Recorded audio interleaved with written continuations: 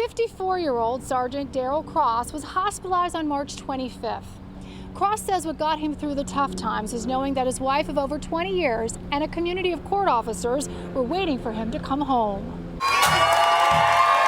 Sergeant Darrell Cross says a lot of tears and prayers went into making this moment. Police and court officers from all over the area were waiting for Sergeant Cross to be released from Kessler Institute for Rehabilitation in Saddlebrook, New Jersey. He was released Thursday after 72 days in the hospital. I'd like to thank God, first and foremost, because a lot of people in my position didn't make it. His wife, Renee Cross, says she knew the odds were against her husband, but he's always been a fighter.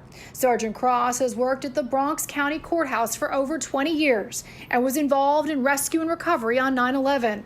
But Renee Cross says beating COVID-19 was the hardest test of her husband's life. It was a long journey. It was a roller coaster, but we made it. Sergeant Cross contracted COVID-19 back in mid-March, and he spent 2 weeks in a medically induced coma on a ventilator at Mount Sinai.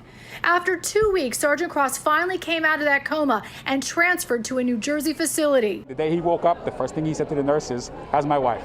So, there's got to be a lot of love there. They've FaceTimed and Zoomed for months, but it's been over 2 months since they've held each other. This is their first hug. Sergeant Cross has come back even stronger. I want to get back to my job. You want to get back to your job? Yeah, I love it for something. He wants to come back. We have a job for him. His co-workers say Sergeant Cross gives them hope.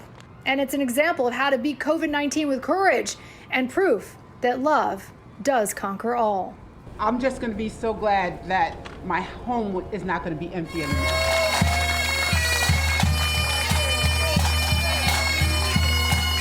So what's the first thing that Sergeant Cross is going to do when he gets home? He says he's going to make a cup of coffee and snuggle with his wife.